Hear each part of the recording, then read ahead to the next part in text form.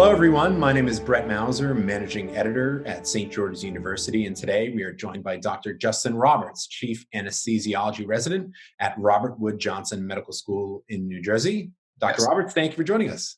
Thanks for having me. Dr. Roberts is on the front lines as the COVID pandemic is going on. We're going to check in with him and see how things are going. So, Dr. Roberts, how would you describe what you and your hospital have been through over the past few days and weeks? So, the past few days and weeks, I guess, have brought a lot of, I guess, the best way to describe it is change.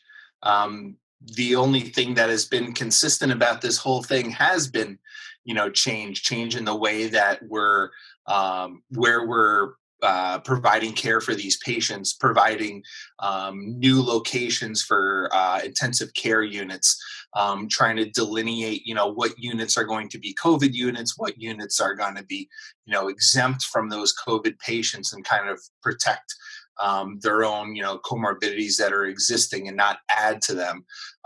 So from like a system standpoint, that's kind of what we're dealing with.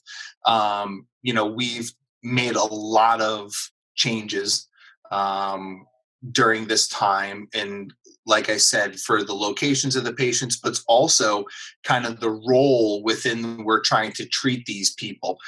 So there's a lot of stress going on in the hospital. A lot of people are, experiencing a lot of those stressors, both at home and the fear of the unknown. So everybody's really trying to work together during this time.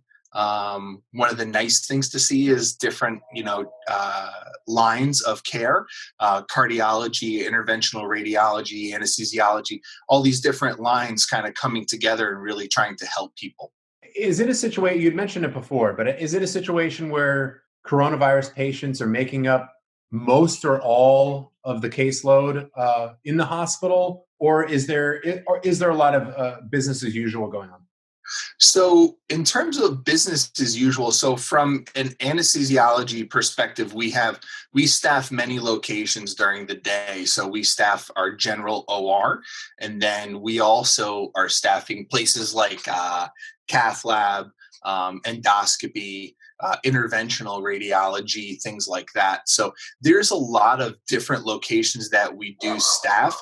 We're definitely trying to, I mean, from a state mandate, there's all non-essential procedures are being canceled. So we're definitely looking at those cases on a day-by-day basis, and administration is kind of deciding, what cases need to go, what cases should wait until it's a safer time for the patient. So at this time, we're really trying to be very patient-centric. So business as usual is definitely not the case. We're not doing a lot of cases that are quote unquote the elective cases. We're not doing those right now. There's been a complete halt to those, and only the cases that need to go, whether it be, time sensitive surgery for anybody with, large tumor burden, cancer procedures, or any sort of traumas that come through the door, only those urgent cases are going to the OR. So business as usual is definitely not the case, like I said.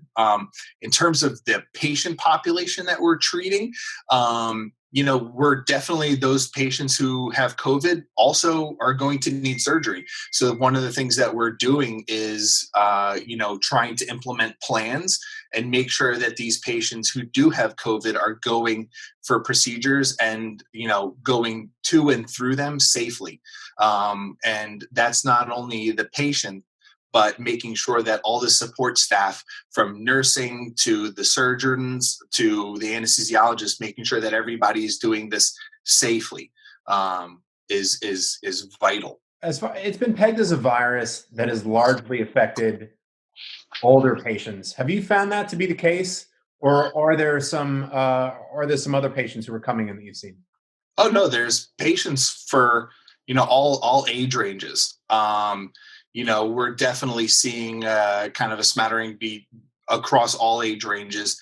Of course, you do always, you hear, okay, if, you're elderly or if you have multiple comorbidities, that you're more prone to, getting the disease. I think we look at the process like, if you get the disease, if you get, the COVID virus, how that's going to affect you. We see people who are just, getting a small mild fever and then cough, and then that's kind of it. And then you talk to people who get it and they say, I felt horrible for, 7 days, all the way up to, the patient who comes in severe respiratory distress, goes into, acute respiratory failure, and then requires, intervention, requires intubation, to put on mechanical ventilation, all through the different kind of modalities that we're using to treat these people. So they're having comorbidities is not going to, say, okay, you're going to get this disease, but it definitely doesn't help. We always read about, diabetes, hypertension, any sort of existing respiratory diseases that you have. So these comorbidities don't necessarily help you, but it's not necessarily saying if you get this, that it's going to affect you like this. A lot of the information that we're getting is always new, so as we go through this, everybody's kind of going through this together. We're always getting new information on medications to use, how the disease process is evolving. So all this is an ongoing process. But to say that one patient population is being affected more than the other, I think it's really institutional dependent. And I think we're really going to have to wait for all of that data to come in later.